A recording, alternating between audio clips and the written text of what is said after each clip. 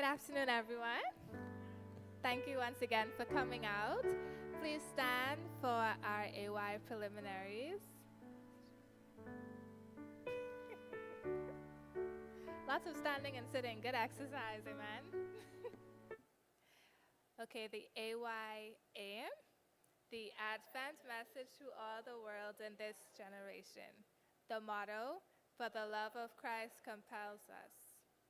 The pledge, loving the Lord Jesus, I promise to take an active part in the work of the Adventist Youth Society, doing all I can to help others and to finish the work of the gospel in all the world. Thank you. You may be seated. We'll now have our welcome by Dr. Roll.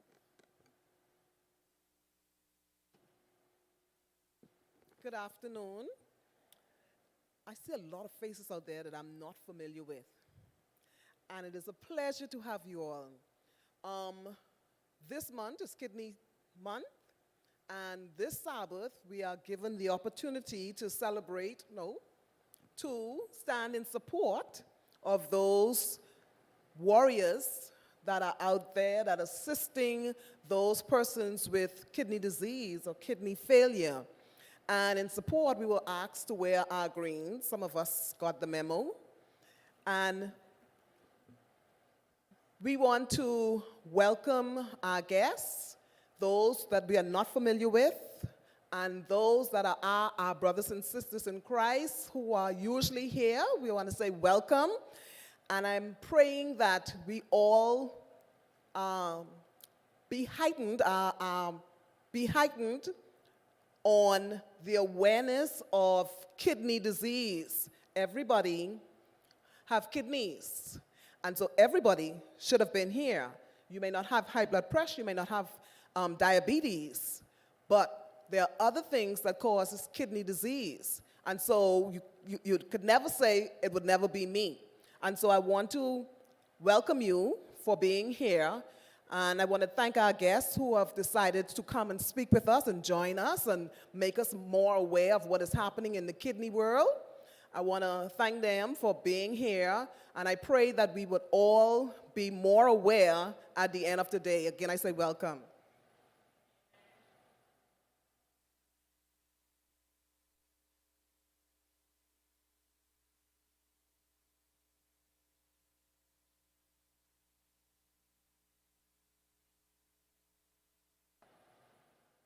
Good afternoon, everyone. Good to see you all. Yes, I mean, people on YouTube, I also say good evening to you all, but I really would like to see your face here this evening. But thank the Lord, you on YouTube, and thank the Lord you all here this evening. Now, our theme is kidney health for all. And when I was looking for this, I said, kidney health, well, everybody got a kidney, like Bernadette said. And I went on the internet and I saw the world's team said, kidney health for all, preparing for the unexpected, supporting the vulnerable. And the health ministry, we have a team every month. We have a focus every month. We focus on different illnesses. And this month, I said, you know what? Our church and others need to know more about this kidney. I'm sure some of us, it hit home to know we interact with those people. So when I thought about that, I said, you know, I remember we had a member who was vocal in that, and I had sat and I talked with her. We had a good rapport on that. So I said, you know what? It's expensive. It's really expensive when you have kidney disease. And kidney disease doesn't have a face, okay? So as long as we live in, we didn't pass anything, okay? So we want to be able to sensitize our members and others about the kidney disease. And we brought in some speakers who really experience it, who walk the walk, and they would educate us and make us aware more of our kidneys. Okay? Welcome again. Good to see you all.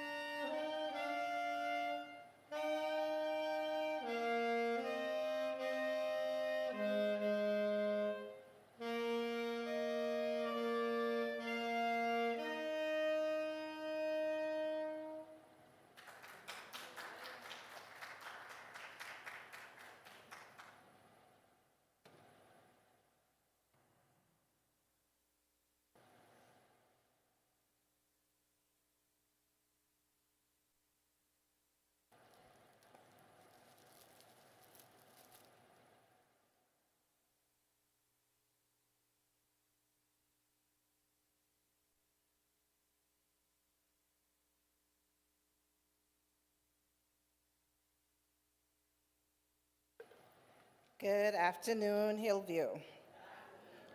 It gives me great pleasure to introduce your next speaker, President of the Bahamas Kidney Association, a nonprofit organization formed with two main purposes: to reduce the instances of kidney failure in the Bahamas and to improve the lives of persons affected by kidney disease. Being a living donor who donated to a brother in 2018, Tamika has experienced the emotional heaviness of seeing a loved one face the challenges of kidney disease and the discomfort it brings. She has also experienced the emotional joy that can happen when there is support from family, friends, physicians, and the community at large when support is given to a person diagnosed with kidney failure. Through her own ordeal, she has become an advocate in bringing awareness to kidney disease and is passionate about this mission. She believes that bringing awareness to this disease and encouraging preventative measures will certainly assist in decreasing the numbers in the Bahamas, but there's much work to do. She also empathizes with those that walk this road and understands the needs and desires they may have. So her commitment to bringing assistance to kidney disease patients is steadfast. She is currently the head of operations at a digital asset financial institution. She has two children, Nikilio and Brooke, who live in North Carolina. She enjoys running, traveling, leisure time, and raising awareness of kidney disease. Hillview, please welcome Tamika Roberts.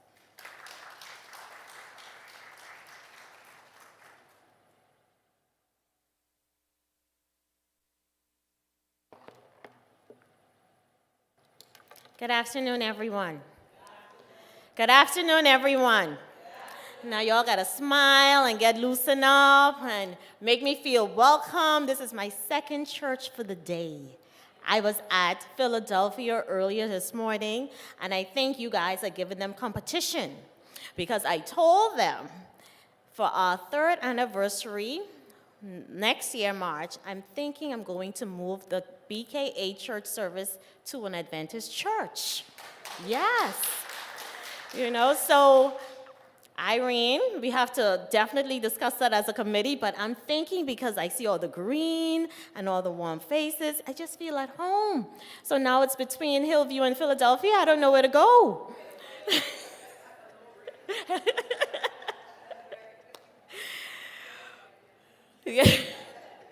Yes, ma'am. But thank you so much. Thank you, Irene, and thank you so much for showing up. Ladies and gentlemen, we have a handful of volunteers. Volunteers, which mean that they do not get paid for any work that they do at the BKA. Irene, like many others, worked very hard to make me and the BKA look good. There's a lot of work that goes on in the background that many don't see. And the volunteers of the BKA make it all happen by giving their time, talent, and financial resources. And for that, I ask that you please give Irene and the other volunteers of the BKA a big round of applause for their selfless acts of consistent kindness and love to those we serve. As stated, the Bahamas Kidney Association is a nonprofit organization with two main purposes: to reduce the instances of kidney failure in the Bahamas and to improve the lives of those affected by kidney disease. And this month is celebrated globally as Kidney Month. Now, I know, see, I didn't forget my clicker.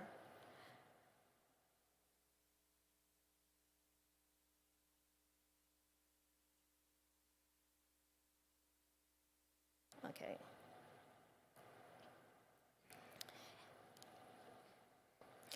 Now, I know some of you don't like science, and this type of stuff is never easy or fun to talk about. So I'll share with you a few facts about kidney disease and some of the things that the Bahamas Kidney Association is doing.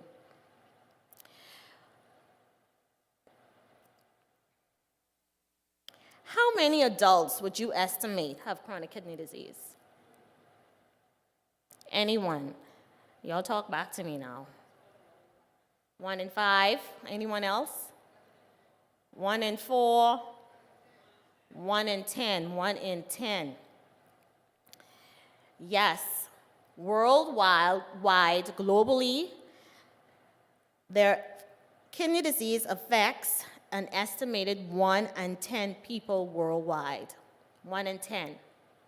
And in the United States of America, it's even less. It's 1 in 7. And so if it's 1 in 7 in the pardon? Well, this is according to the CDC report that I got from, it could be, because this, oh, yeah. Oh, that's what you mean. Yes, it is more. It is more. It is more. That is correct. It is more. Yes, it is more, but that's my point I'm bringing home right now. It is more. 1 in 7 is more. Worldwide is 1 in 10. 1 in 7 is in the United States, and the Bahamas is right next door. So let's think about that for a second. And you know, everything that happens in America happens here. It happens here. So 1 in 7, which is a very high number. In 2019, the Pan American Health Organization ranked the burden of kidney disease level by country, and the Bahamas came out as number 13 for deaths related to kidney disease. Number 13. There are about 196 countries in the world, and we came out at number 13. Additionally, in 2020, the World Health Organization indicated that kidney disease was the number 8 cause of death in the Bahamas. Number 8. And surprisingly, it is higher than breast cancer. Breast cancer is ranked at number 9. I'm just going to give you all these so we could sit in a bit, so you could understand the state that we are in when it comes to kidney disease. The 2 main causes of kidney disease are hypertension and diabetes. Both diseases are normally linked to poor diet. How many of you know someone who has hypertension? Now, everybody hand should go up now. How many of you know someone who has diabetes? Who knows nobody who has hypertension or diabetes? Okay, so that means we all know. Great. And because these diseases are common among the Bahamian population, what do? We brush it off. We brush it on the side. We know, oh, that's normal. My mommy have high blood pressure. My Grammy have high blood pressure. I think my Grammy died from that. We brush it on the side, and we just pretend as if it's normal, and it's not. You know, we do a kidney alert, and we ask the general public, did you take your medication this morning? Or, oh, I forget. Man, I think I got to take that with breakfast when I eat. And so there's a careless type of attitude towards kidney disease, hypertension, and diabetes. And so I think for us, for the Bahamas Kidney Association, what we want to do is take it a step further and let the public know that poor management of hypertension and diabetes can lead to kidney failure, which is a whole nother ball game. You can go anywhere. Any of you right now could jump on a plane and go anywhere in the world without worrying about anything. Even if you have hypertension and diabetes, you pack your pills in your bag, you jump on that Bahamas Air flight, and you fly. And you go for a day, 2, 3, 4, a week, month, however long you want to go. When you get to kidney disease and kidney failure and on a dialysis machine, that changes. That totally changes. Some facts about kidney disease. It is an under-recognized public health crisis. Kidney disease is also known as chronic kidney disease, or CKD, and causes more deaths, like I said, causes more deaths than breast cancer and prostate cancer. And this is from data received from a 2021 report. Blacks are of greater risk for chronic kidney disease than whites. Approximately 1 in 3 adults with diabetes and 1 in 5 adults with high blood pressure may have kidney disease. Blacks are 3 times more likely to progress to end-stage renal failure. How many black people do we have in the Bahamas? What's the...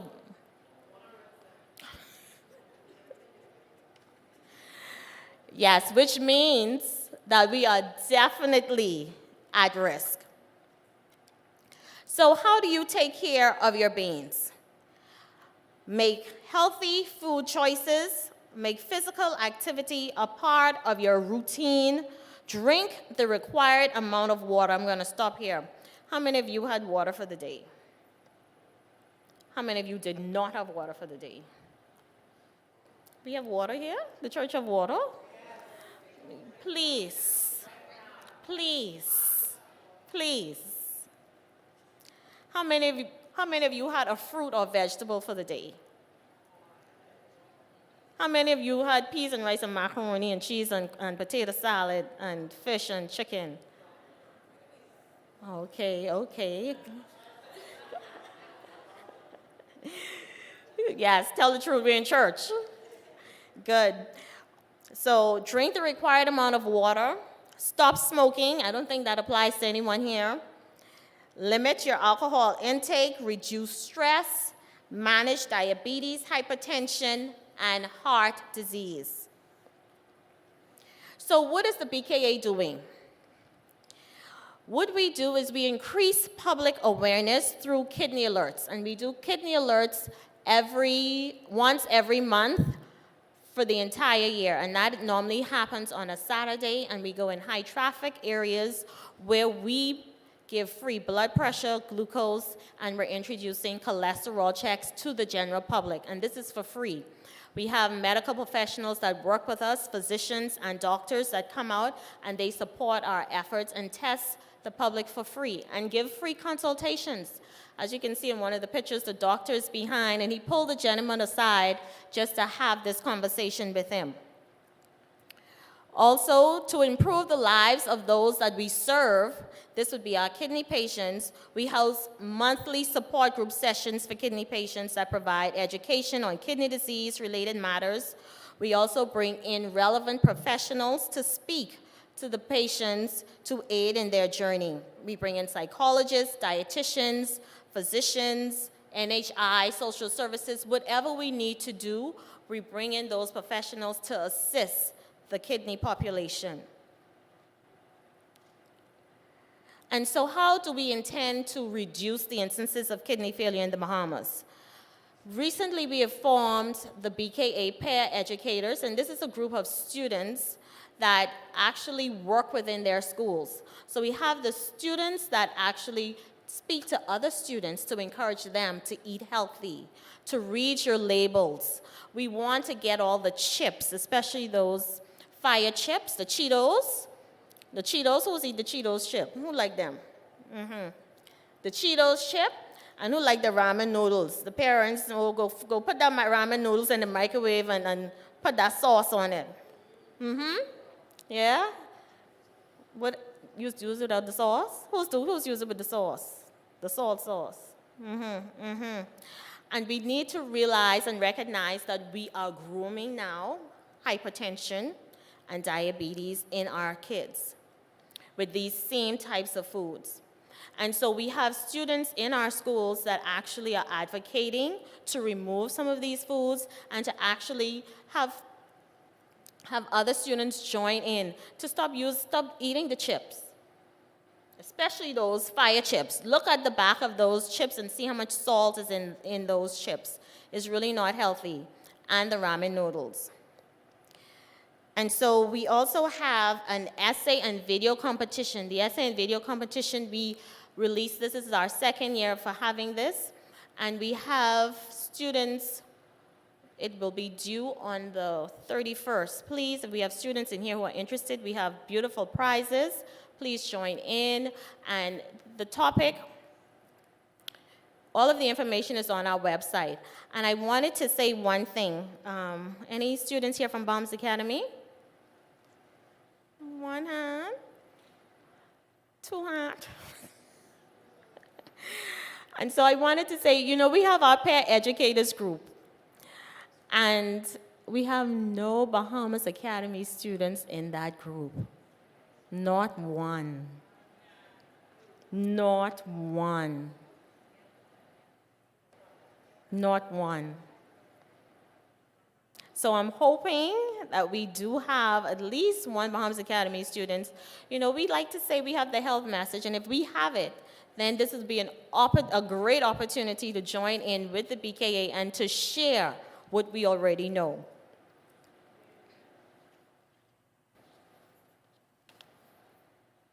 We also have the medication assistance program. Now, this medication assistance program provides medication, 2 important medications to patients that have kidney disease. And we are offering this to all patients that are enrolled in our program. This is something we just started in September of last year, but of course, this program cannot be continued or funded without the general public support. Corporate Bahamas, we need support. Most kidney patients they don't work. A lot of them don't work. A lot of them are seniors, retired.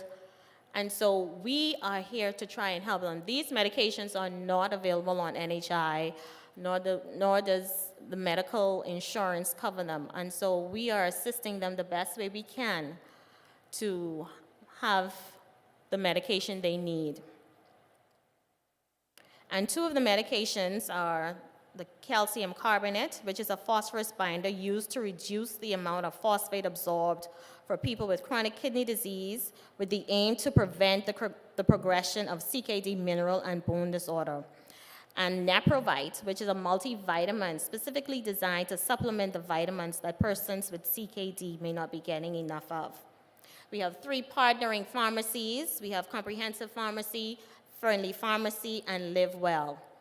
And Friendly Pharmacy, the good thing with them is they have a branch in Exuma. This is not limited to Nasuvians. I know we've had a lot of people call in and wanted to know, oh, I'm in Freeport. The more people we get on board with us, the more we can do. And if the pharmacies in Freeport, we've reached out to a few of them, or any of the other islands, we'd be more than happy to partner to ensure that Bahamians everywhere, wherever they are getting what they need. So our work continues, and we need your help to continue our efforts. So during this month of March, I ask that you show up in a special way for the individuals who sit on a dialysis machine 3 times a week for 3 to 4 hours a day. Yet, they still show up for us in so many different ways. And these are some of our dialysis patients. We would have dropped care packages to them yesterday and this morning.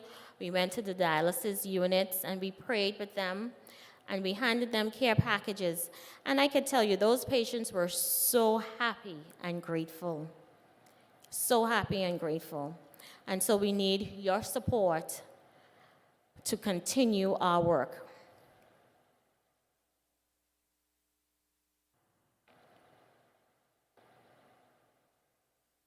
We have one last video.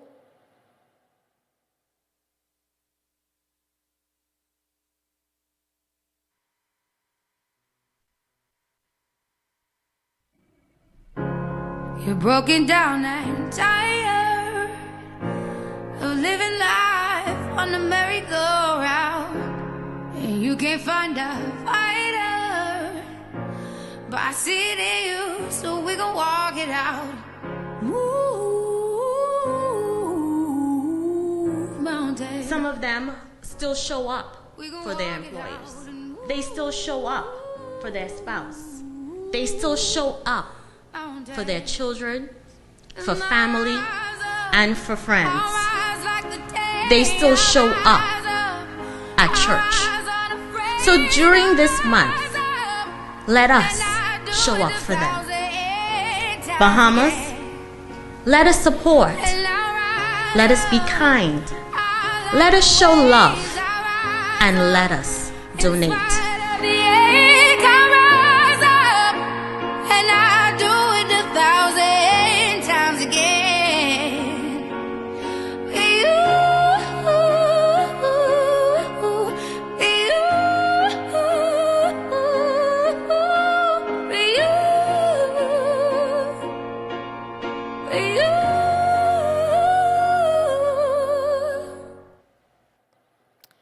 Any questions? To the end? Okay. Thank you.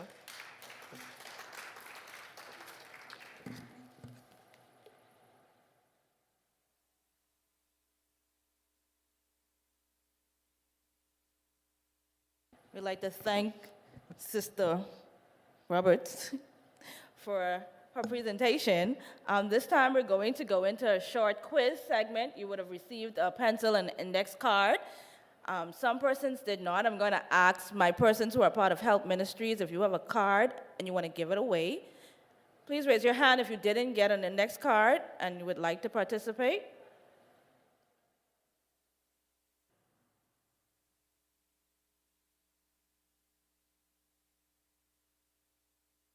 Okay, so some questions are coming from the presentation and other questions are just coming from general information regarding the kidneys.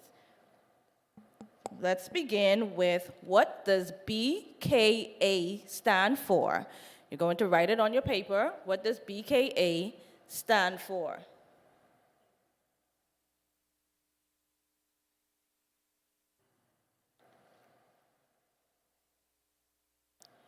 Okay, we're going to go to the next question. Kidney disease is the what number cause of death in the Bahamas? What number cause of death is kidney disease in the Bahamas?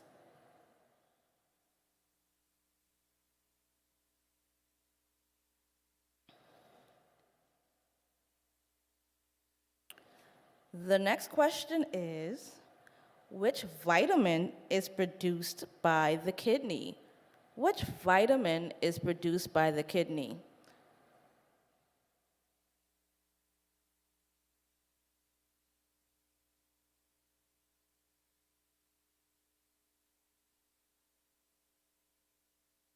Okay, moving right along. Our next question is, a major function of the kidney is to, and this is multiple choice, A, make bile, B, remove waste from the body, C, digest food, or D, produce insulin. Do you need me to repeat those options again? The question is, what is one of the major functions of the kidney? I should say no Google.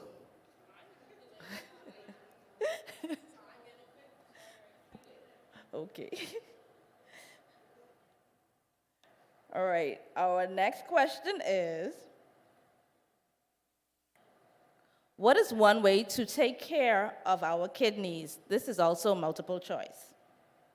Is it A, sleep regular, B, eat sugar, C, remain hydrated, D, take pain medication?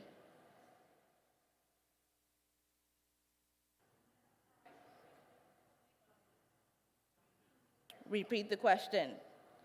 What is one way to take care of your kidneys?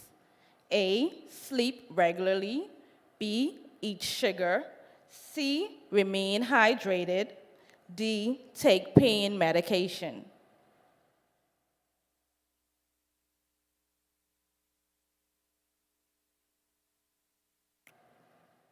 And our next question, we have two more questions.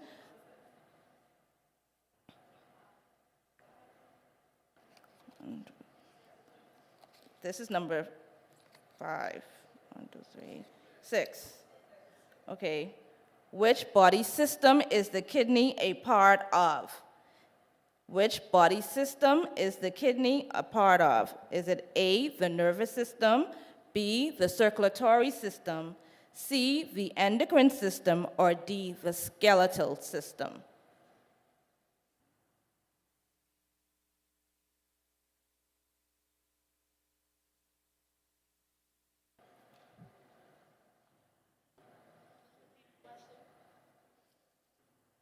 Which body system is the kidney a part of? Pardon? Okay, multiple choice. A, the nervous system. B, the circulatory system. C, the endocrine system. Or D, the skeletal system.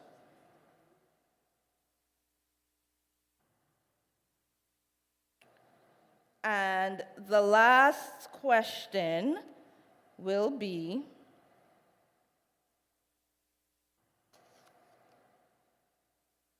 name the machine that persons with kidney failure have to go on at least weekly.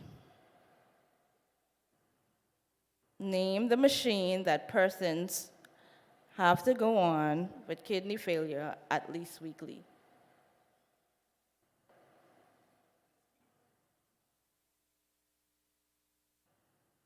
So you should have 7 questions. Repeat number 3. That's the one that's the vitamin that's produced by the kidney.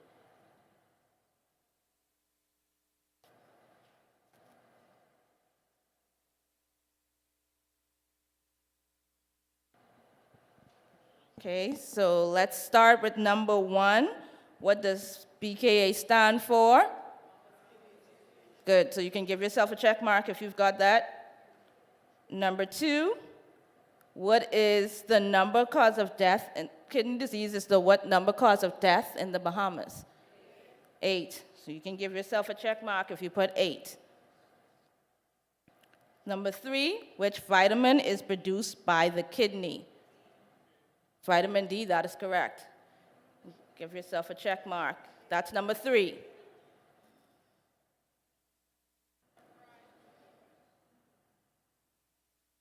Maybe. The next question was, what is the major function of the kidney? Remove waste from the body, so that's B. So if you wrote B on your paper, that is correct. The next question was, what is one way to take care of your kidney? Remain hydrated. So if you wrote remain hydrated or C, give yourself a check mark.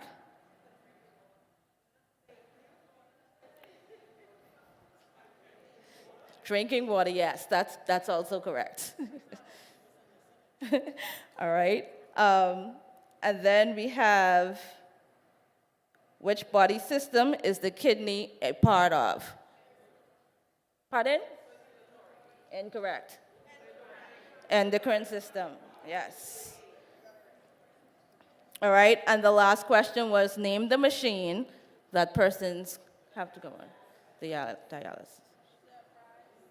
Okay, so how many persons got 7 out of 7? 1, 2, 3. Congratulations. You're going to see Sister Charlene at the end of the program. Thank you all for participating. And we're now going to go to our second presenter, so the person who's introducing. 3. Okay, so we have Michaela, we have Sister Camille Lundy, and our visitor? Marvincia. Thank you.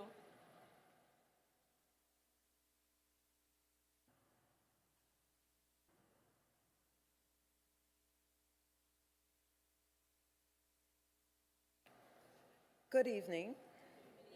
It is indeed a pleasure of mine to introduce the next speaker for this afternoon.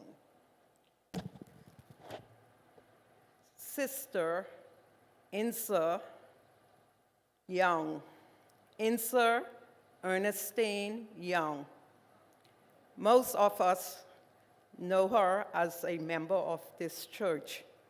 But for us and everyone else here who don't, I want to let you know that Insa, first of all, Sister Insa, she is a wife of Brother Bruce Ernest Young. Insa Ernestine Young and Bruce Ernest Young, Elder Bruce Ernest Young, who's sitting there beside her. I also want you to know she is a mother. She is a mother of 3 adult children. The eldest is, I don't see her here, I think some of them are here, the eldest is, why am I forgetting now? I was showing off to say I know everything by heart, but her name is Kimberly, Kimberly Strawn, who is the wife of also her second daughter, Cyrita, who has 2 beautiful daughters, and her son, Ivan, who is the most eligible bachelor.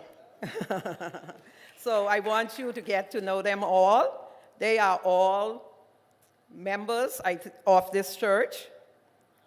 And I also want to introduce you to our children, our sisters and brothers as well.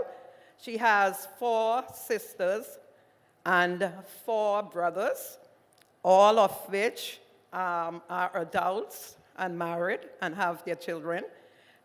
She also is a nurse, a professional nurse who retired a few years ago and started in a business along with several friends on her own, the dialysis center in Centerville. She is also a professional, a very well seamstress, as you know. She would want me to say very little, and I'm looking at her. So that's what is confusing me. She's just saying, ladies and gentlemen, I present you Sister Insa Wells, the nurse who is the speaker for this afternoon. Young.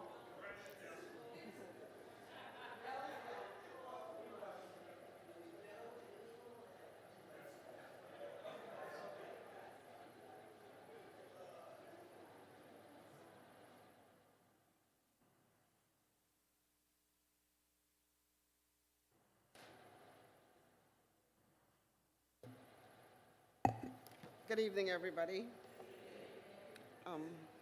Like somebody said earlier, kidney disorders knows no boundaries. It can start from the very young, right straight up to death, till the very old. And you know, like children, okay, so you can have children with birth defects. They can born with small kidneys, 1 kidney, even with no kidney. There's no control over that. Then you have the hereditary disorders that happen in children.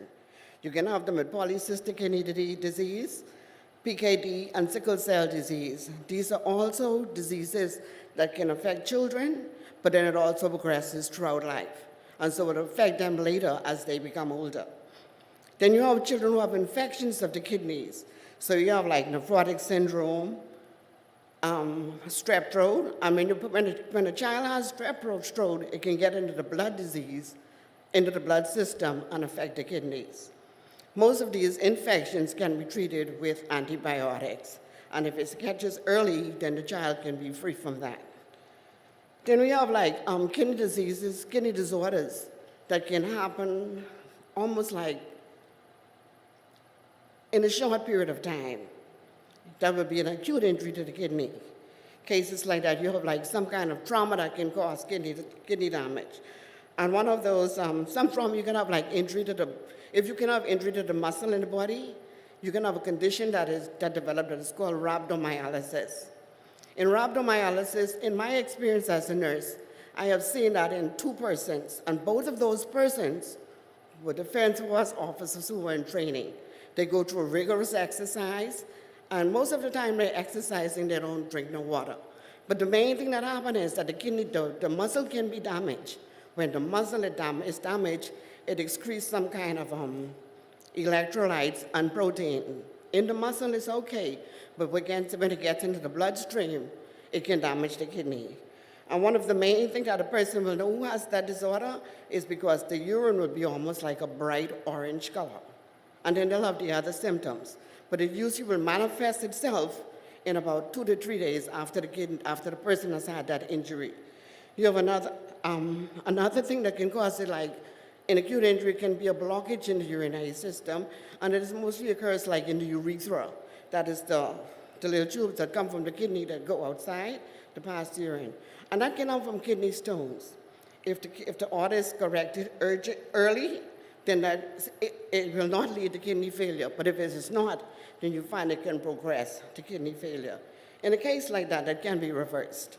As well as those other diseases that happen acutely, those diseases can be reversed with early dialysis.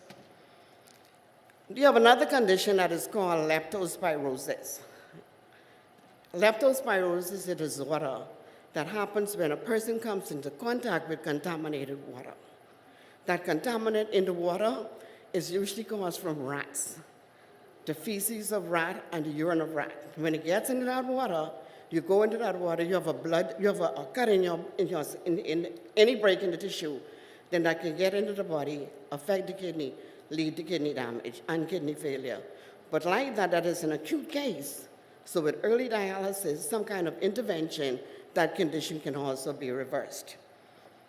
And those are the ones that can be treated easily, because once it is detected, and you come to the hospital, the doctor diagnoses you, what usually happens is the patient will have dialysis, hemodialysis that is, and they would have it like maybe 3 or 4 times consecutively. While they're having this dialysis, the blood labs are taken on a daily basis to monitor it. When it comes back normal, then that dialysis will be subsided and the patient can resume like normally.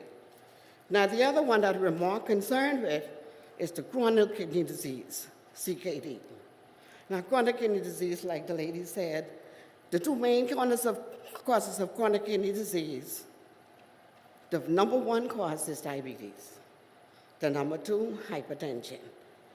Diabetes, and all of these are lifestyle changes. I remember former Prime Minister said, my people are dying from non-communicable disease. And these non-communicable diseases are diseases that can be prevented with lifestyle change. Now, when you have a person who is a diabetic, you have 2 types of diabetes. You have the patient with diabetic who was born with, when the body is not producing sufficient insulin or producing a small amount. In that case, the patient will end up with problem with diabetes, and that can progress to renal failure. A person who inherits those conditions, you cannot change it, because one thing we cannot do is change our genetics. If we can, then I will find a tall man to be my daddy, so I wouldn't be 5'2". But you know, when you have these things, we cannot change that. You're born with those conditions. But the other ones that can be lifestyle change is like type 2 diabetes. If you change that diet, we can change that, as well as hypertension. If we can change those disorders, then we can have a good life. Now, some of the main, in chronic renal failure, you have the kidneys are not functioning the way it's supposed to. Now, this functioning of the kidney, the normal kidney filters like about 2,000 liters of fluid, 2,000 liters of fluid at 24 hours, normally. Once the kidney is damaged, you find that diminishes. And so chronic kidney disease will be in stages. Like when you're in stage 1, the filtration, it is between 60 and 89. In that case, the patient will be almost like no symptoms. When you come in, because it's like 5 stages. In stage 3, the damage is mild to severe. In that case, it's called the GFR, which is the glomerular filtration rate. okay? And that's the amount of fluid that is filtered by the kidneys in 24-hour period. In stage 3, the filtration, the GFS score is between 30 and 44.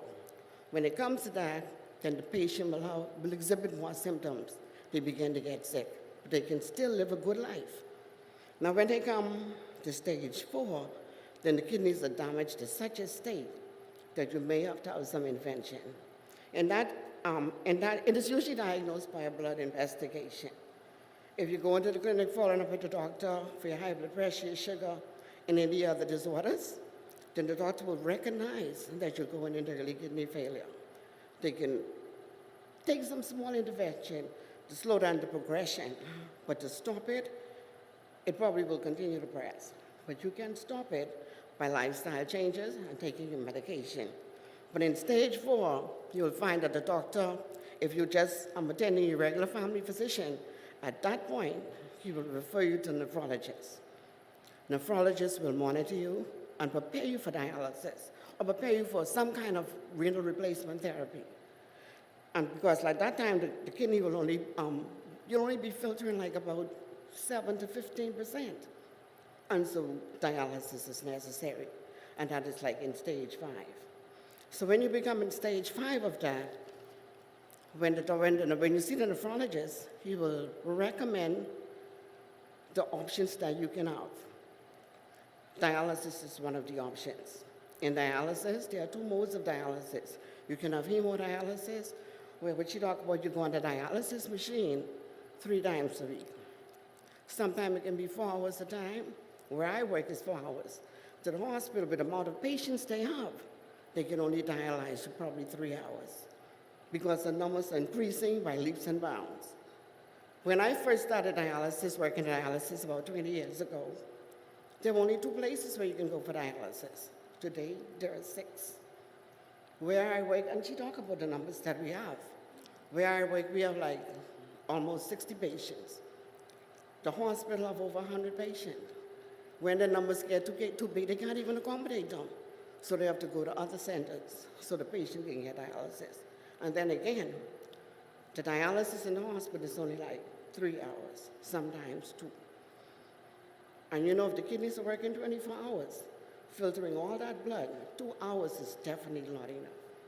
So the important thing is to live a good lifestyle. Now, when the kidney has so many functions. And most of you talk about the kidney function of just removing waste. And so because of the functions of the kidney, that's where the symptoms of kidney failure come in. And one of the main things is to remove fluid from the body and toxins. Now, when the kidney isn't working, then you find that the patient will start to swell. They'll have swelling in the face, swelling in the feet, and the fluid can also collect in the lung. You have shortness of breath. So when you have those things again, dialysis will remove it. And sometimes you can take medication that will help you to excrete some of the water. But once you're in renal failure, most of the patients don't pass no urine. So that fluid stays right there. Okay? So when you have those symptoms, the water isn't being removed, the toxins are not being filtered out of the body, because with the blood circulating to remove toxins out of the body, as well as the water. So the toxin stays in the body. And while that toxin is in the body, you find the patient begin to exhibit those symptoms because the system is also poisonous. So you'll have them having the vomiting, the bad feeling, the tiredness, and the fatigue. And as it progresses, it gets worse, okay? You'll also find that the patient will have, they will tell you they have like a metallic taste in the mouth. And if you can get close enough, you'll find that the breath even smells like urine. Because all of those things that the kidney will be excreting, it stays right there in the body. Okay, so dialysis again is necessary. Another function of the kidney produces a hormone called renin. What that renin does is help the body that controls the blood pressure. That is the main organ in the body that controls the blood pressure. If the kidneys are not working, then you find it will cause an elevation in the blood pressure. So every patient in dialysis are on pressure pills because of that. The kidney also is responsible for producing red blood cells. Red blood cells, we know some of the function of the red blood cells, it carries oxygen around the body. It causes you have the hemoglobin to be up. Now when the red blood cell is low, then you find again this contributes to exertion and the tiredness of the patient. Sometimes they can walk from here and then they complain of being so fatigued. The iron is always low, so you have to be taking the iron pills, okay? So even like the erythropoietin that is produced by the blood, by the kidney, that assists with the blood, with the iron, that erythropoietin, each patient in dialysis, they get that either as EPO or the mycera. And so this erythropoietin, we find it is banned with athletes. Athletes cannot take this medication. The reason why, because when you take it as a banned, it also is a stimulant. And I don't know if you remember about, not the last Olympic, the one prior to that, there was a cyclist. He was giving himself the injection while cycling. It was called EPO.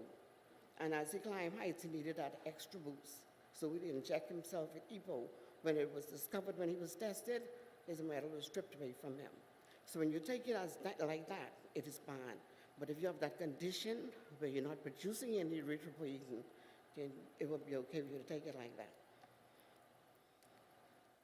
So you can see that when the patient is on dialysis, they'll have all of these symptoms again. With the iron being so low, the iron is also, the hemoglobin is also that part of the blood that carries oxygen around the body. So you'll find the patient, not feel dry, you'll find the patient, if you look at a patient on dialysis, the skin would appear that dull, ashy, grayish color. And that's because the oxygen level is low. And if you think about it, when a baby is born, sometimes if the baby don't breathe right away, you'll see the baby look that bluish color. And when they start to breathe, then the color will come, and then you find out of that nice, vibrant color. The same thing, if a patient does not have that oxygen, does not have that red blood, then their skin would also look that gray, dusty, ashy color. When you go on dialysis, it remove the toxins. We give the patient get the erythropoietin. We give it. Thank you so much. They get it synthetically. They're giving it once a month as the mycera, or they give it monthly as the EPO. Again, and that's to help them to have this oxygen capacity to carry the oxygen around the body, and it stimulates the red blood cell.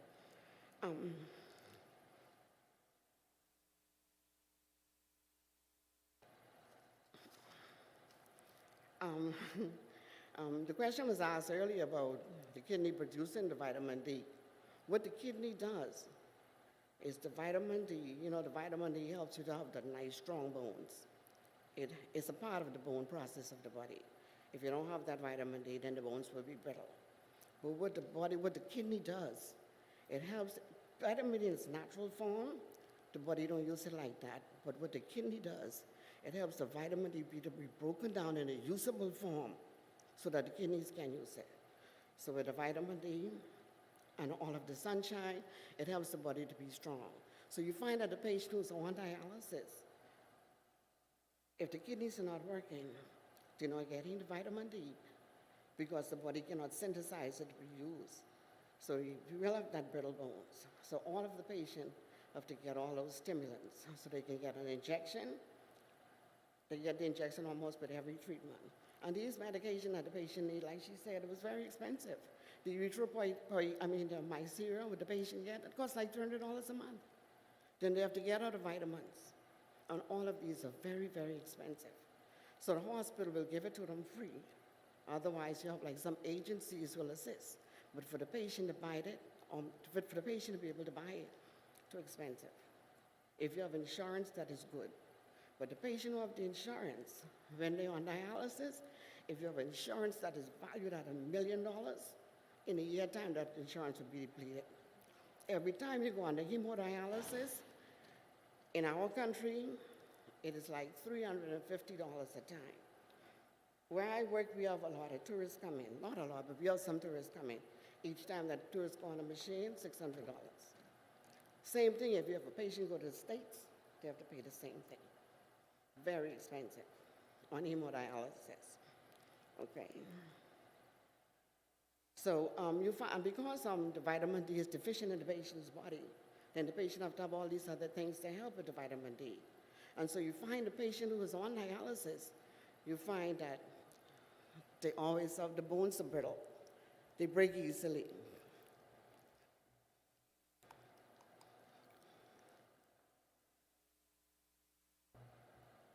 Sorry about that. So the patient, if the patient, the slightest fall they have, they can break the bones because of the brittleness of the bone. And one of the things that also happen with the kidney help with the balance of all of the electrolytes.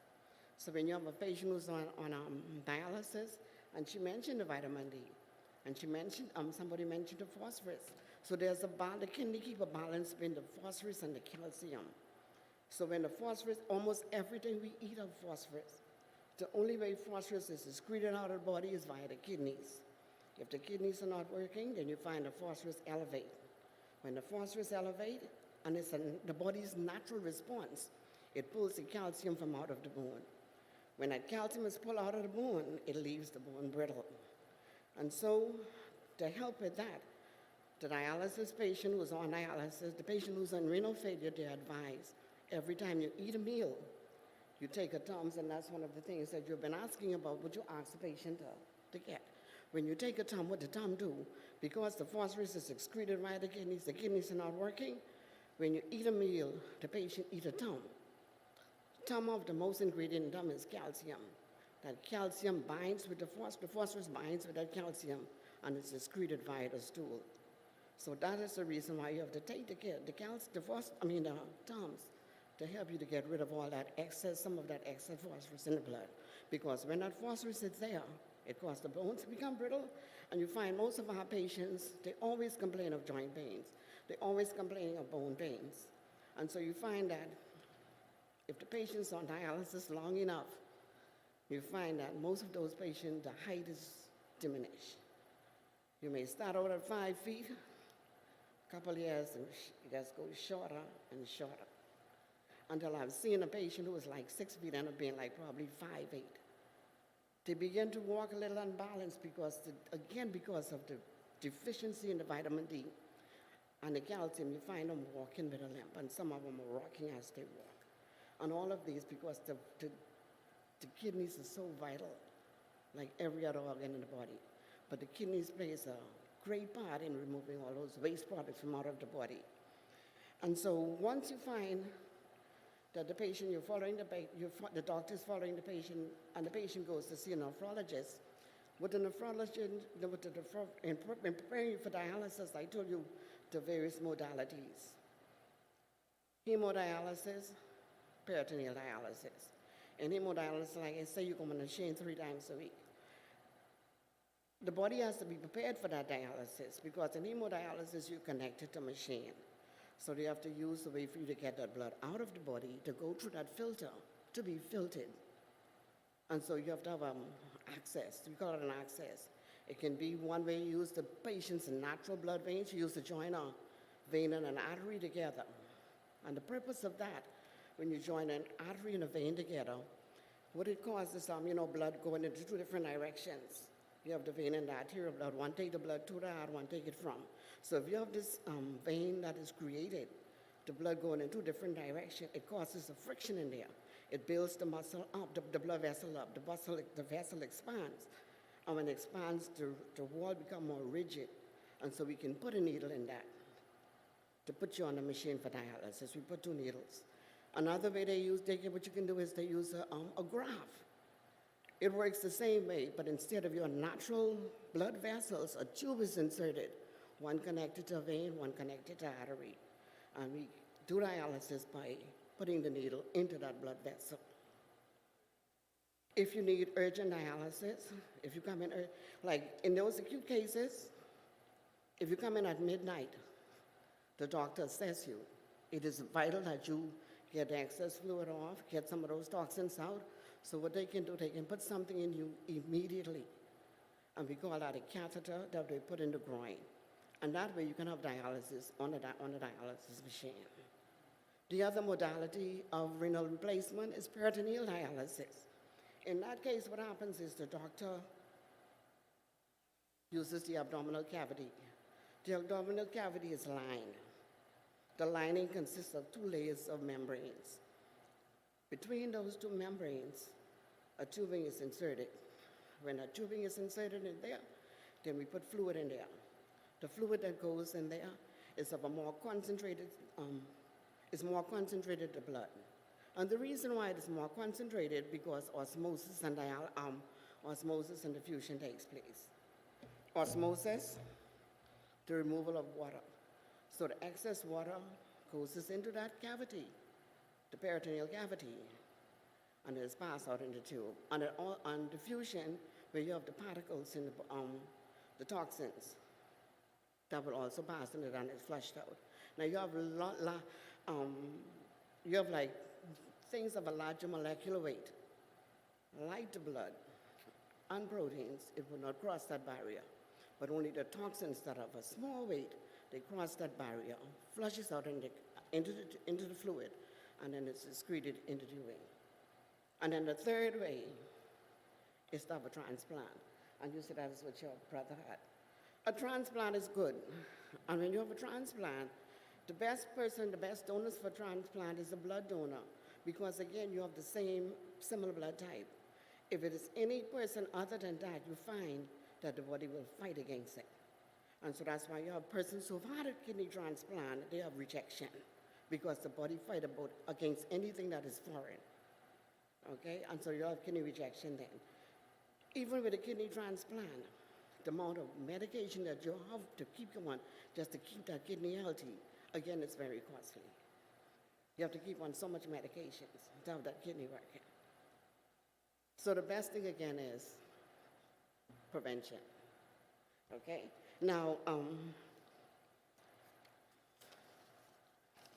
some of the, and prevention is lifestyle, like I say, most of those conditions, high blood pressure, diabetes, 2 major causes can be prevented by lifestyle. And we, members of the Seventh-day Adventist Church, we know it, you know. We do it, we teach it. But how many of us practice it?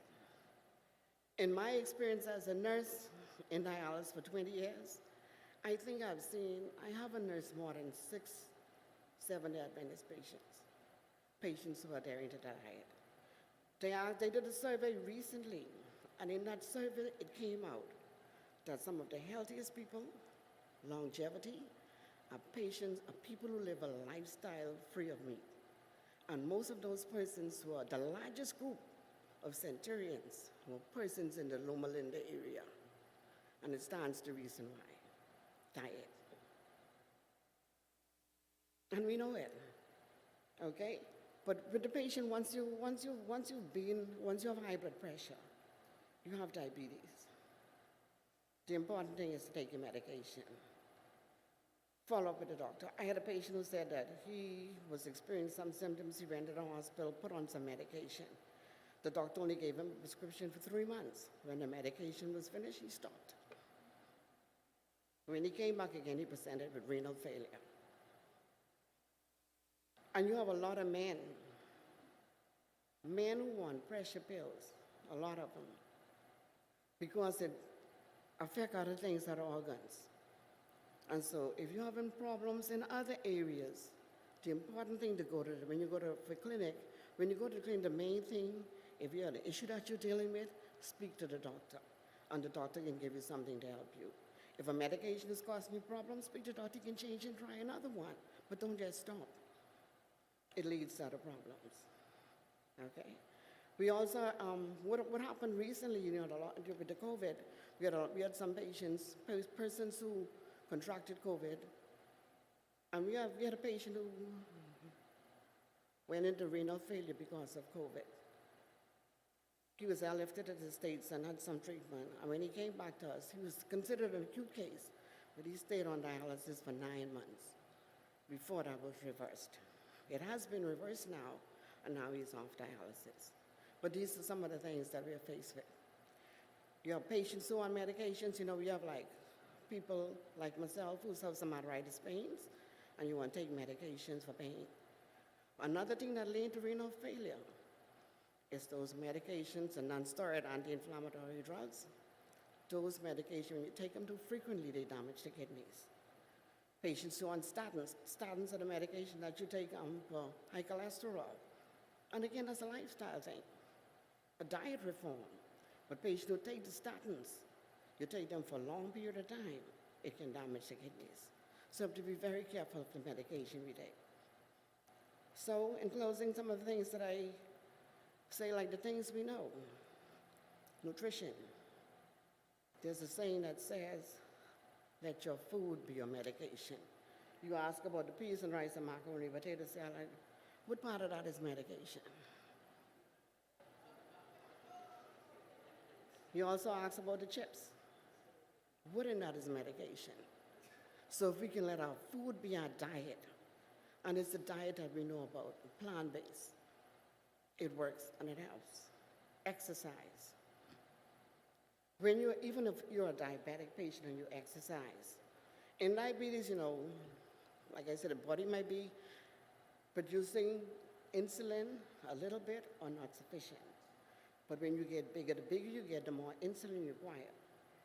But if you exercise, the insulin, the sugar shift from out of the blood. And the reason why it's a problem, because in diabetes, the sugar stays within the blood. It doesn't go to the cell that need it. And so because the cells are crying out for nutrients, you feel hungry, so you eat another meal, but the sugar stays right there circulating. It doesn't go into the cells. And so when you test your blood, when you test your urine, sugar is high. But if you exercise, the sugar can shift from out of the cell, out of the blood, into the cell where it is needed. So exercise is important. Water. Water is not a cause of renal failure. But again, when the body is deprived of water, it affects every system. But it does not cause renal failure. But if you keep the whole body hydrated, it would be better for all of us, for you. Sunshine. Sunshine again. Sunshine also assists with the vitamin D. Because the combination of the sunshine and the vitamin D and the body synthesizing all that helps with bone disease. Okay? Temperance, everything in moderation. Like the patients, because once a patient is diagnosed with renal failure, everything changes. Your whole diet has to change. Everything that you eat of something that the body will have a problem with. Everything. But I tell patients when I talk to patients, I tell the patients, they're not supposed to eat things high in potassium. But one lady said she liked tomato on a sandwich. I say, you can eat a slice of tomato. You don't need the whole dish. You can eat a quarter of an orange, not 3 oranges one time, a piece of banana. But everything again in moderation, nothing in excess. Naturally, go get some fresh air and sunshine. It is good for you. That's where oxygen comes from. It's for all of us. And then sometimes when you sit down and be a couch potato, it leads to more problems. Move. Somebody walking tomorrow, I don't know who, one church. But let's move. The more you move, the better it is for all of us. Rest. Adequate rest. That is something I have a problem with, because sometimes I have to be to work at 4 o'clock in the morning. And again, it's because there are so many people on dialysis. If you want everybody to get a little bit of dialysis, it means that we have to start early. Like I said, when I started out, it was just 3 centers, now we have 6. And they all fill. And the last one, team, spending time with God. Take your burdens to Him. Let Him direct you. Because He promised to do all of that when we put it in His hands. And that's it for me. Thank you.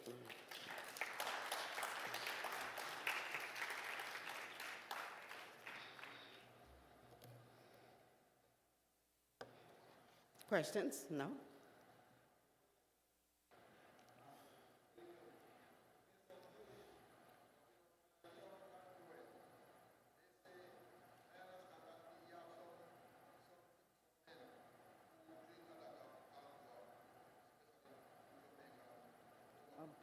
Bring a lot of.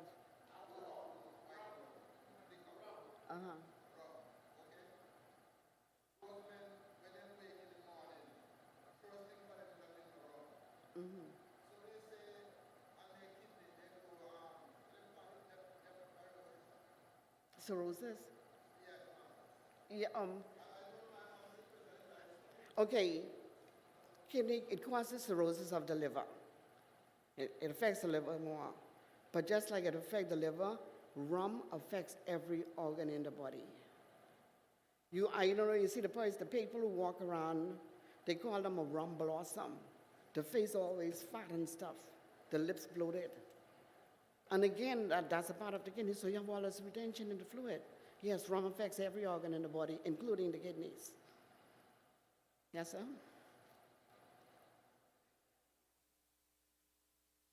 That's it? No more questions? Huh? Oh, there's another one. Is he here? I don't know. I haven't seen him. Oh, the other patient, there was a, he was supposed to come, but what happened is he had to work yesterday, so he had to go for dialysis first thing this afternoon. Really, he couldn't get on the first shift, but he sent me his apologies. All right. So, any more questions?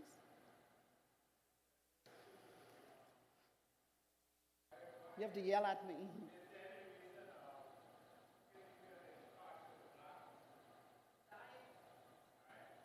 And they say that it is hereditary, right? But I believe the reason why it is hereditary is so much like high blood pressure and sugar. I think the reason it is hereditary is because we eat the food of our parents. Our parents had those things, and the same way they cook, we adopt that same lifestyle, and so it affects us as well. But if we were to change our eating habits, all of that could be changed.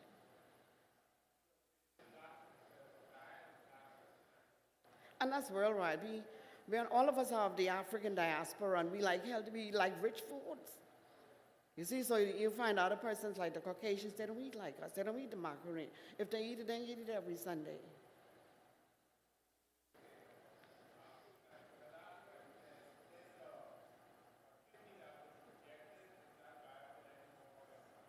No, no. You see, because once that kidney has been rejected, it means that the kidney dies. So they cannot be used again.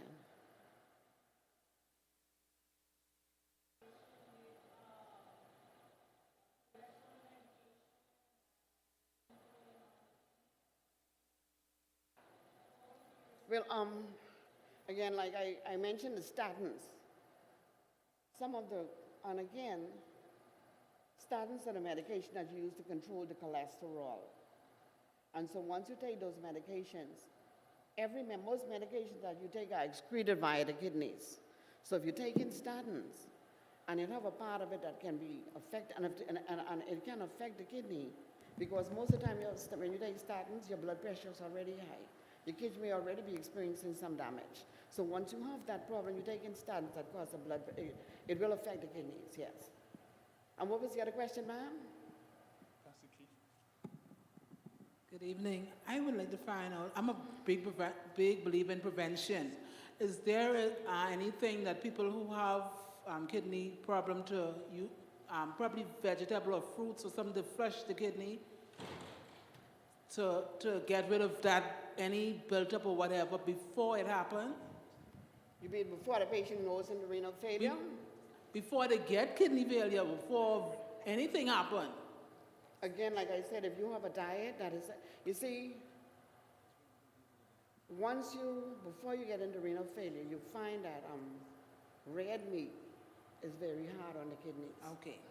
And so with the red meat, once it has been broken down, it have all those toxins in it. And that is one of the things that help to damage the kidneys. Okay, because I was telling somebody about that long time ago to stop eating red meat. I stopped eating red meat about 40 years ago. Mm-hmm. And they asked me what I eat.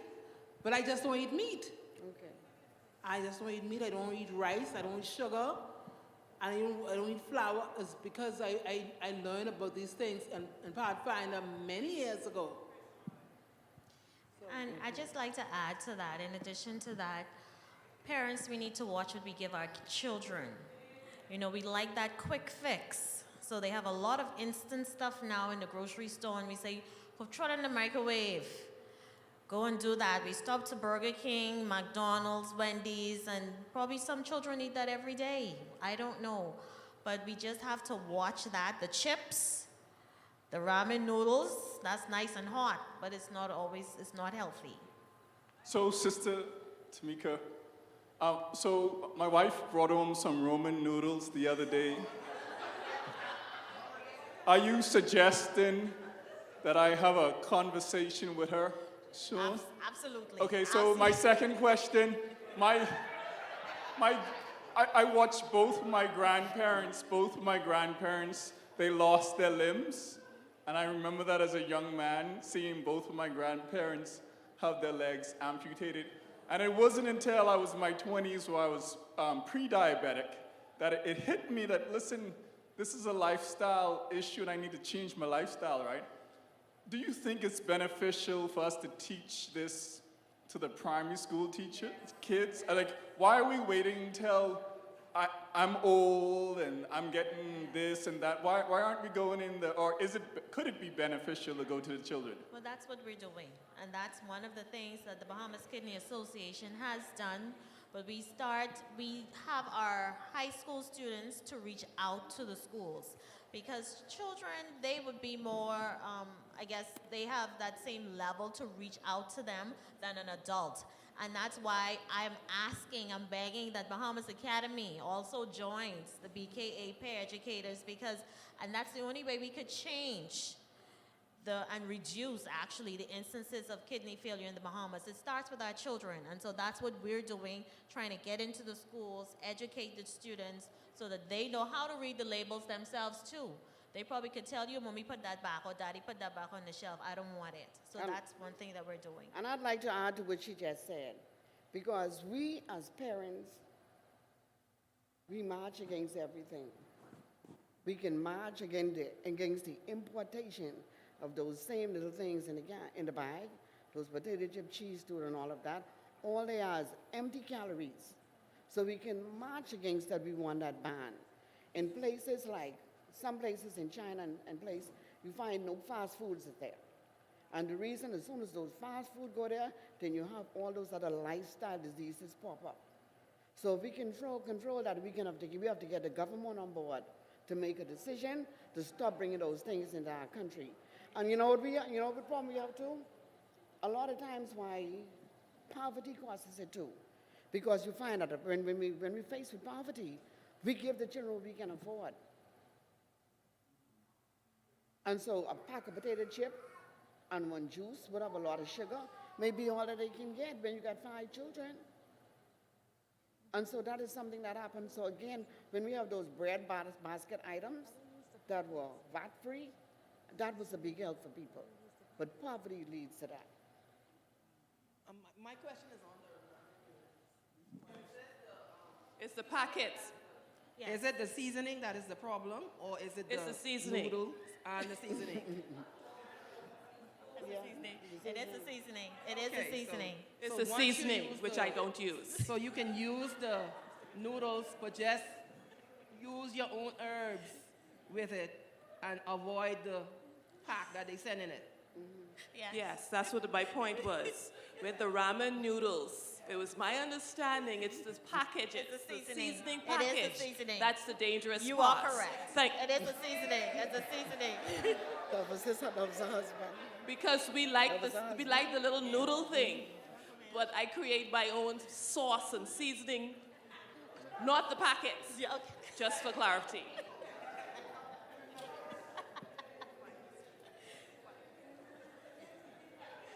That is correct, Camille. That is correct. Am I on board? Can I speak? Yeah.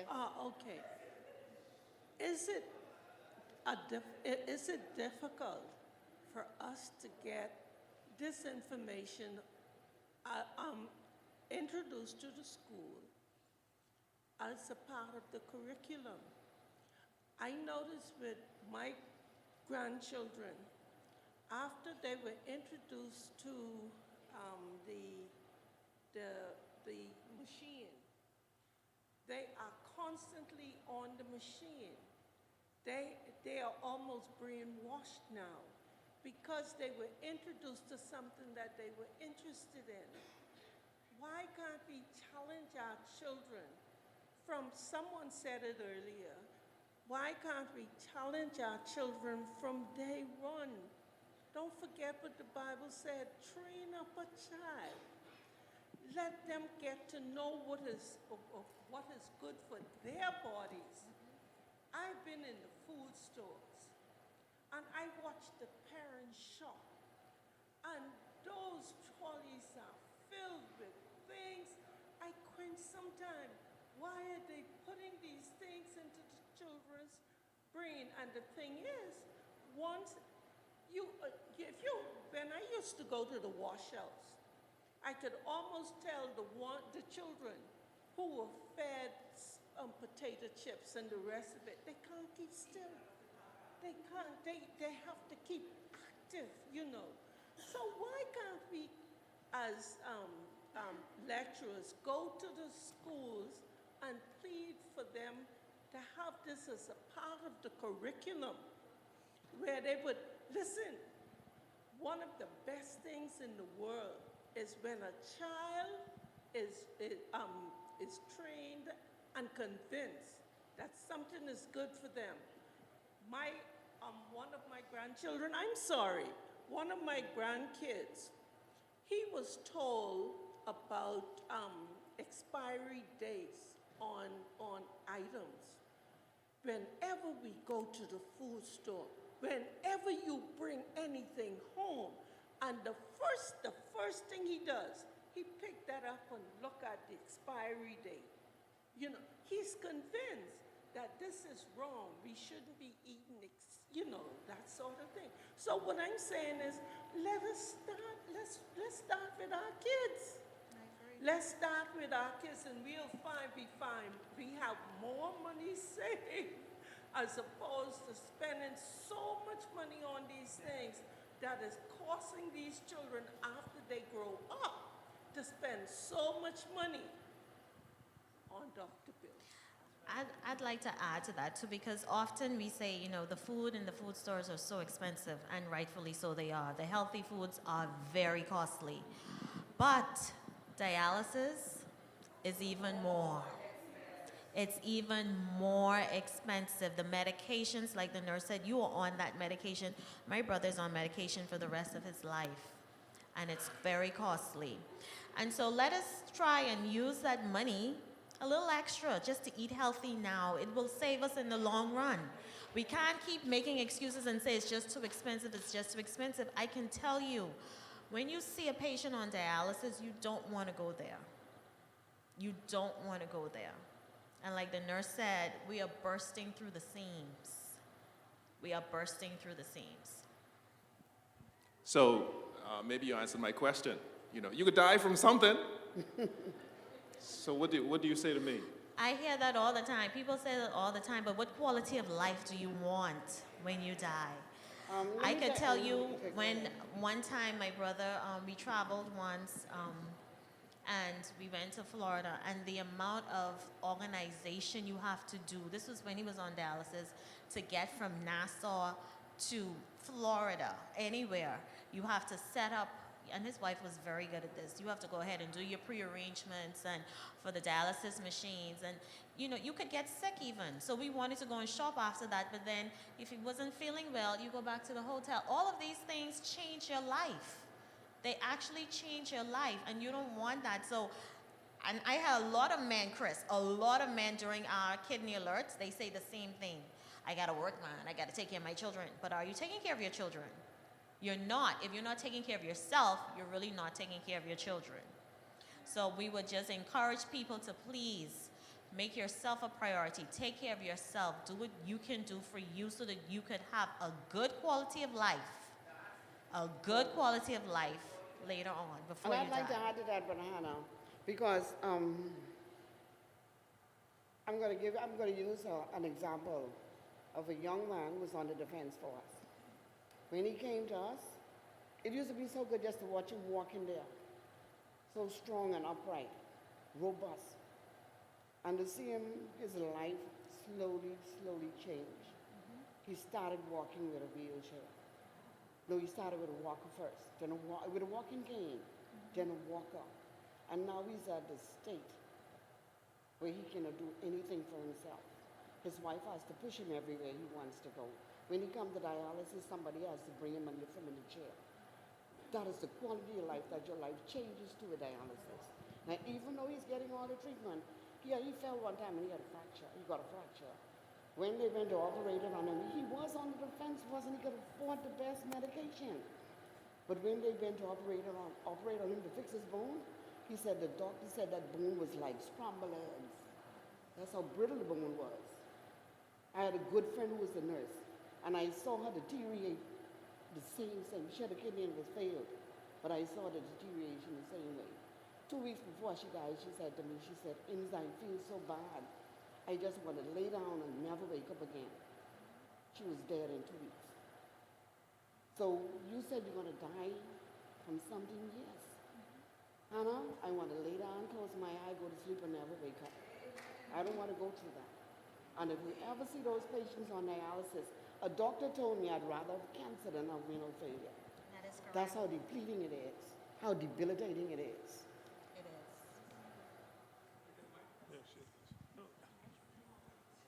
Okay, we just have time for 4 more questions, and we have Dr. Gould, and then we have.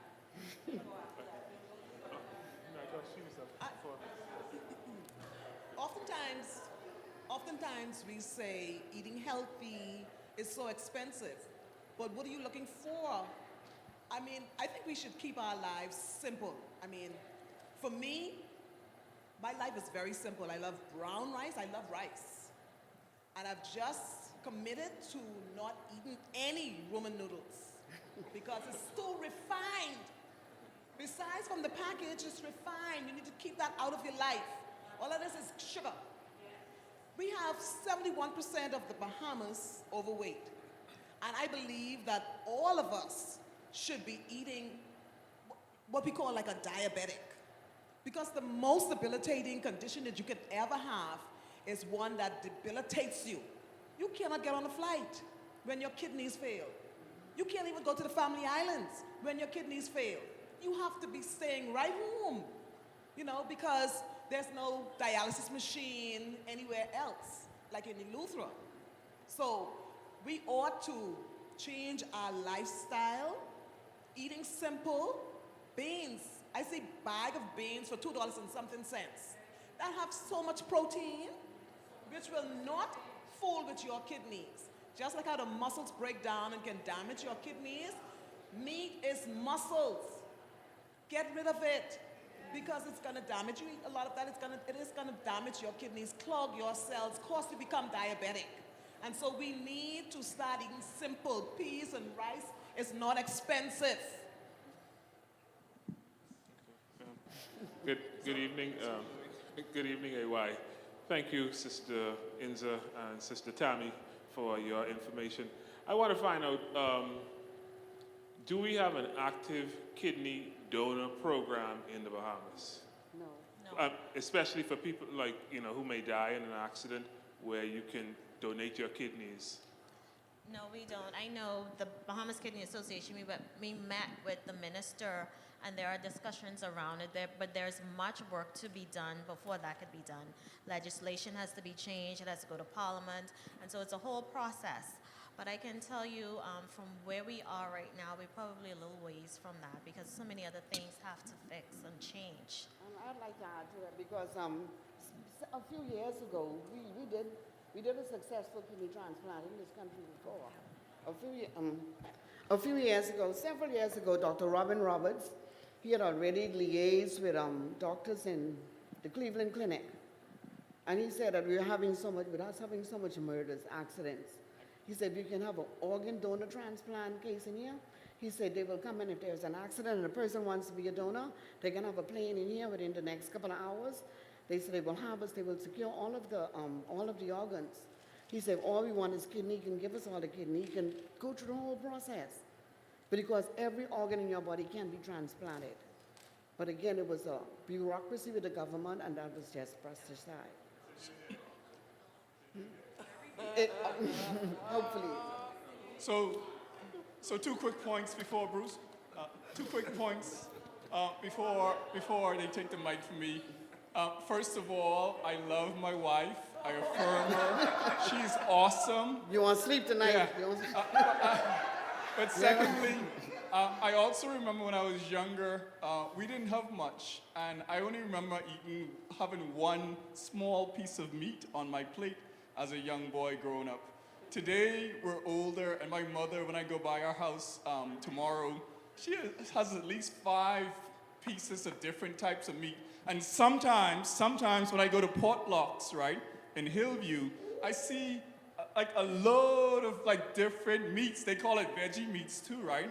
Like just loads and loads of these different things. Are we consuming way too much protein regardless if it's flesh meat or veggie meat or meat? I mean, are we just even eating too much rich of articles of food? And we need to be mindful that although we might have had a rich history of being kidney disease free, that we are like right on the borderline playing with fire and that we need to take it serious? I think we do because even though we eat the veggie meat, if you were to look in the ingredients that they use, the things that they have to have those ingredients and to keep it there on the shelf, all of those things are damaging to the kidney. If you want to do veggie meat, make your own. Because I know some persons in our church know how to do the veggie meat from the flour and all of that, extracting this and that. Use that as opposed to buying the one in the food store without so many preservatives. Those preservatives are not good on the kidneys. And again, when we go on the food store and buy those, we don't know what we're eating. We don't know what's all in that. And these are things that we have to take into consideration. The ingredients are written. The ingredients are spelled out with so much high words, you have to need 3 dictionaries to find it. What that one thing is. Yes. So I think the veggie meat almost is just as bad. That's why Bruce don't like it. Bruce only eat fish, and Bruce eat mostly fish and turkey, but it's not as harmful. Anyway, my view is when you think of vegetarian food, it's too expensive. I hear this a lot of times, and even here in the church, we have vegetarian food is totally expensive. And if you were to go and purchase your stuff sensibly, you don't find vegetarian food expensive. Now, some of the ingredients you go down to the health food store, you'll find those maybe expensive. But if you buy them, you don't need to replace them every day. So it runs you over a period of time. So it all pans out. But if we're gonna go to the store and buy these little things at the food store, you're gonna find things expensive. I buy beans in a big bag. I buy, and I boil them and put them in the freezer. And that's what I do. And I don't go around buying these little pockets of stuff like that. That's a waste of time. I buy the big bags. And and bulk. And I find you save money like that. But if you go, again, somebody talk about rich food. We have rich food at home, but we understand what we put in that food. Yes, and I love fish, and I have a bit of turkey sometimes. But I have no problem with that, you see, because I try to do my best to live as healthy as I possibly can. I exercise regularly. I still find trying to get to bed on time, but nevertheless. But if we were to do what we ought to do, and we have in our health department here at the church these cooking practices, if we live by those things and do them, we would be okay. But we don't do them because we have people right in our church who run about, why I got to eat that? Why I got to do this? And then when you get to the dialysis department and all of that areas you go to, then you find out, boy, look, this is really expensive. Or because the peas and the beans are too expensive, now you're fighting yourself trying to get healthy. I don't understand the fight. Eat the stuff, buy the stuff in bulk, and go ahead and eat what you need and do what you need to do. It's amazing. Stop killing yourself, then you want to fight, then you want people to come and visit you every day.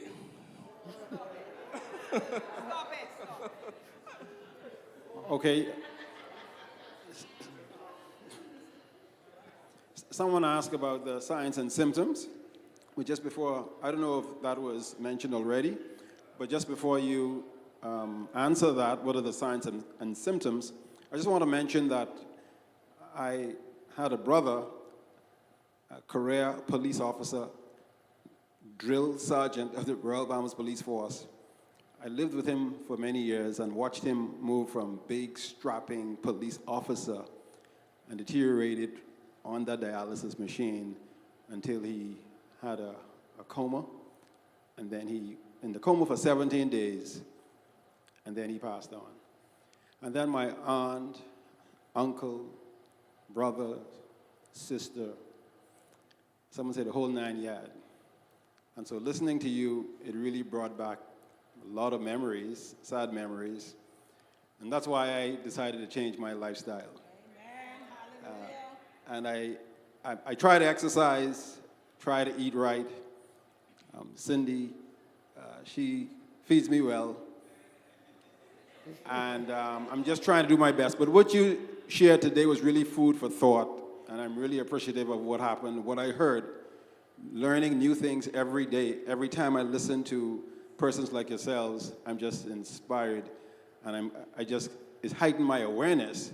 And I'm very, very, very cautious. I'm also blessed that we have persons like yourselves, our AY department, who brings persons like yourselves to educate and to inspire. And we have the message, we just now need to go and live it. Thank you. Good evening again. I just would like to share 2 little tips which probably we could follow. Every Friday, between the hours of probably 9 and 2, there are good family island-grown vegetable at the Produce Exchange and BAIC. Every Friday, I go there and get my food to last for the week, because I go every Friday. And that's cost me stay off of rice and flour and all them different things. You get cassava, yam, potatoes, green bananas, and everything. And you steam them down and fix them nicely, you can have a good, enjoyable meal. And that's what I've been eating. And that's cost me at the age of 66, don't have no kind of illness. To God be the glory. At the age of 66. Thank you. Thank you so much for the questions. That's it.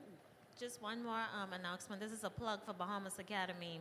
There's a fun run walk in the morning, starting at Bahamas Academy at 6 a.m. See, I'm a BA alumni, that's me, 6 a.m. So I hope to see all of you here. Let's just start. Let's continue this conversation in the morning, 6 a.m., right there on Marshall Road, Bahamas Academy. Yes. The essay competition, of course, BKA, the essay competition, you can go on our website, bahamaskidneyassociation.org.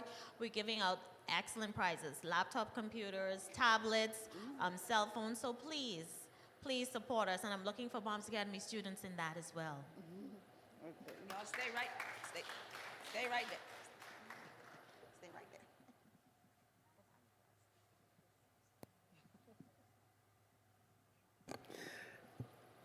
Guess it's still Talbot.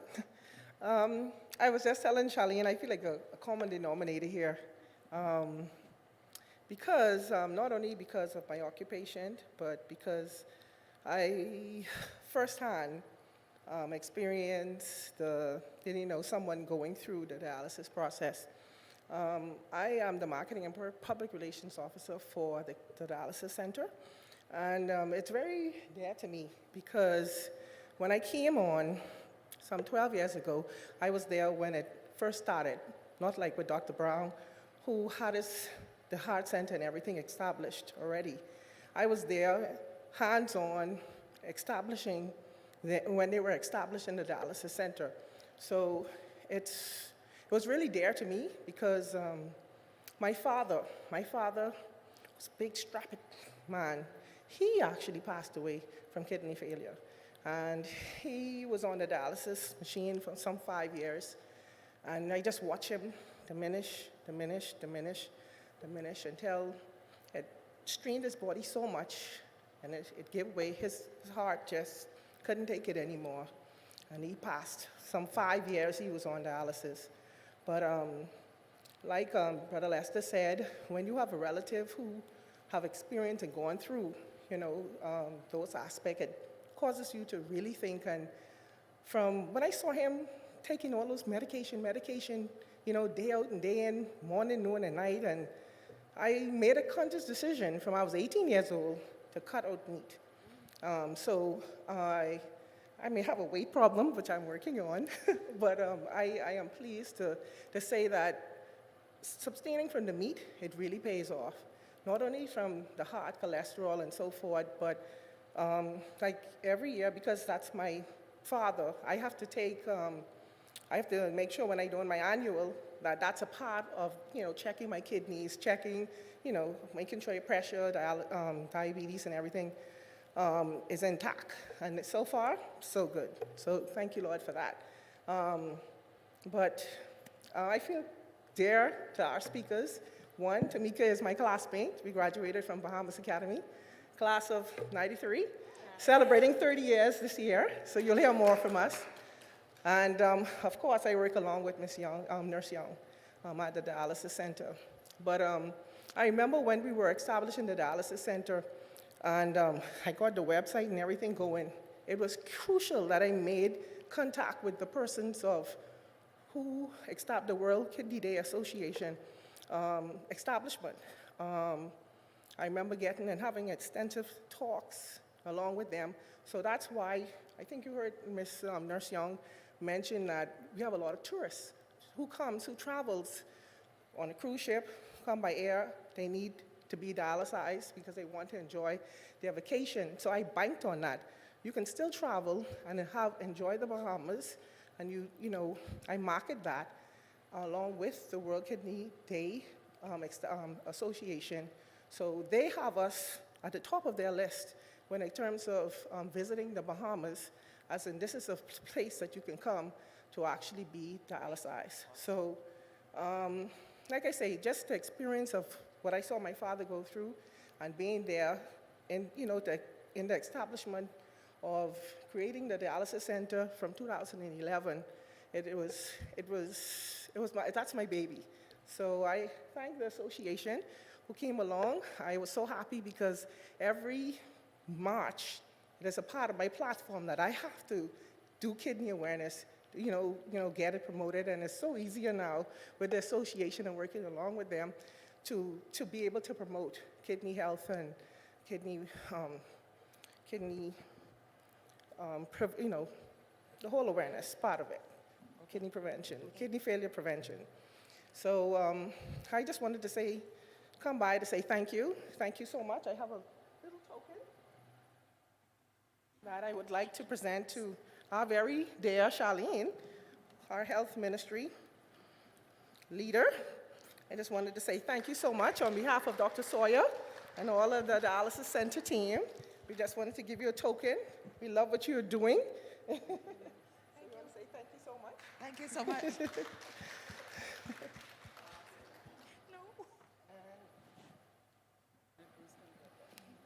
And I guess it's my pleasure to donate, to give and present this fruit basket to Tamika, my dear classmate, for not only giving of herself, as she has mentioned, and giving to, one of her kidneys to her brother, but also to what you're giving to the Bahamas.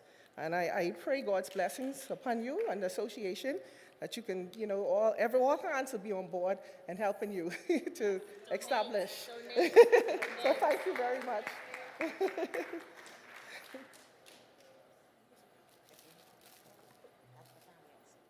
This is also for you, Tamika, on behalf of the Health Ministries. Thank you so much.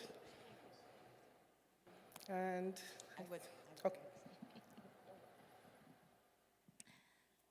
I really wish we had more persons out here this evening. I hope you all are on YouTube who was here today to church. And I have this privilege to say thank you.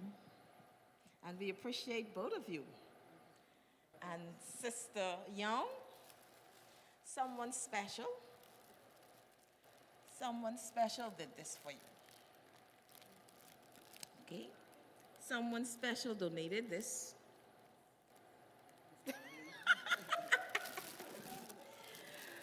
On behalf of the Health Ministry, we say thank you. And we appreciate you coming out with us. And one of these fruit baskets is for you. So you could ask Brother Bruce to come and collect your basket. You're welcome. It was a pleasure. Yes, we would have you again soon. You could, yeah.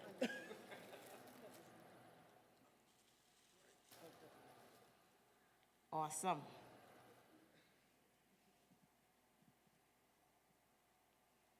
Yeah, we do appreciate that, and to be honest, we now, as Adventist, the South Bahamas Conference is hosting our 8 Weeks to Wellness program. We started 2 weeks ago, every Monday from 6 to 8, and we promote healthy lifestyle with that. We have persons participate who are participating, set goals, and I should let Irene tell you all about it. Irene had participated about twice while we were online, yes, but that program promote healthy lifestyle. Just what you always talking about. Prevention is better than cure. 1 ounce is one of what? Pound of cure. So we present the message. I just would like for us to live it. Be the example. Be the example. Our next item is what? Vespers, okay. Okay.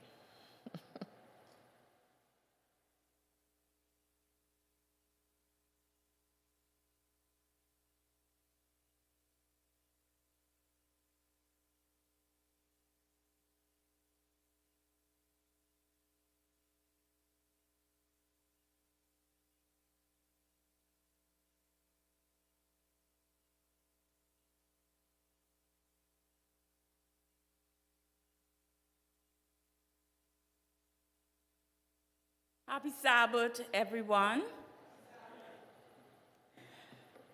I'm so happy to see you here. And while they were talking, I remembered my last day of work this week that I had the opportunity to work along with persons who were having dialysis, that they needed their access placed. And so on Thursday, that was my job, to interact with the dialysis patients who needed their grafts and fistulas and perm cats and Shileys. So I understand exactly what is going on with persons on dialysis. And so I encourage each and every one of us that prevention is the key. Prevention. Our bodies are temples of God. And our bodies are so important that the Lord calls them temples of God. If we see in 1 Corinthians chapter 3, verse 16 to 17, our bodies are holy. Because our bodies are important, our Father in heaven wants us to take care of them. He knows that we can be happier, better people if we are healthy. God wants us to be healthy. So I encourage each and every one of us to think about being healthy. We put so much emphasis on after the fact, and we don't want to. It's just so easy to have our own way and to eat what we want, do what we please, and then we want quick fixes. And the quick fix is not always the best. So I encourage each and every one of us this evening to seriously think about what it is that we want for our lives and realize that God has given us beautiful bodies and all He asks for us to take care of it. God wants us to take care of the gift He has given us. So I encourage each and every one of us this evening. And I know what it is because I remember yesterday I bought a pack of biscuits and I say, I'm only going to eat 3 biscuits. And I even went to the place, I was driving, that's excuse. And so I even remember putting the biscuits in the back seat. So I can't reach them. But I remember when I reached home, there was no biscuits in the pack. So we know it is a challenge, and it's going to take a lot of effort. But if we prepare in advance and don't set ourselves up, sometimes we just set ourselves up. And we tell ourselves it's not going to happen, and before you know it, it's done. So I encourage each and every one of us, let's stand as we close out with a prayer and ask God to guide us in the direction that we should go to keep our bodies healthy. Most kind, gracious Heavenly Father, we are here this evening because you want us to be aware of what is going on. You have given us bodies and we have called them temples. And Father God, you said your people are destroyed for a lack of knowledge. Sometimes we have knowledge, but we don't have the wherewithal to carry it out. So I ask you in the precious name of Jesus, not only to give us the knowledge, but give us the strength, the courage, the determination, the wherewithal we need to carry it out. And God, may we continue to be our brothers' keepers. May we look out for one another. May we encourage one another along the way, so that when you should come or call, we'll be able to go home to be with you and to present ourselves with your help in the best possible way, that we'll have healthy lives and we'll be able to present ourselves before you the way you would want us to be, I pray. In Jesus' mighty and everlasting name, amen.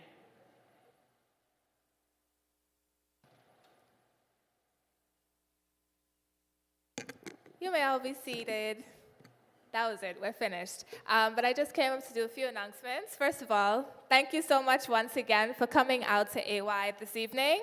I hope that you gained so much insight and information from this program.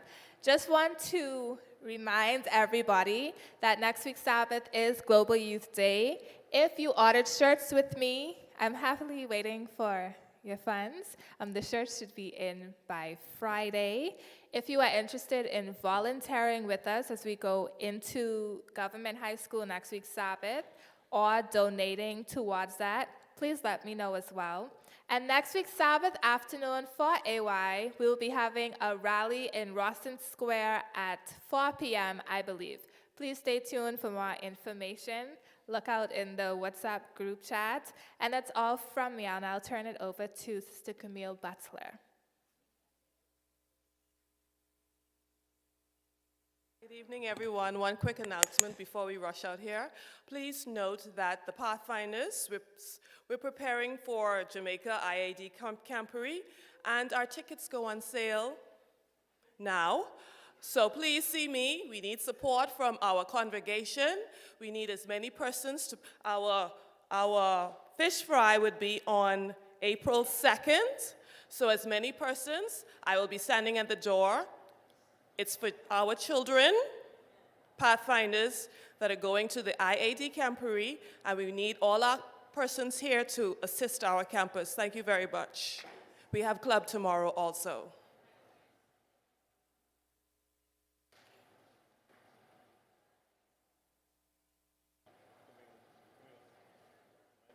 Thank you everyone again, and I want to just do a little quick something for Irene, who came out, took her time out to be with us this evening. She's my friend, my insurance friend. We share a lot of experience together. That's your friend too? Yeah, and former co-worker. Irene. Thank you very much, girl. It's nice knowing you, honey. Thank you. Thank you again. It's time to rest now. Rest tonight. You didn't get to rest today, so you could rest tonight.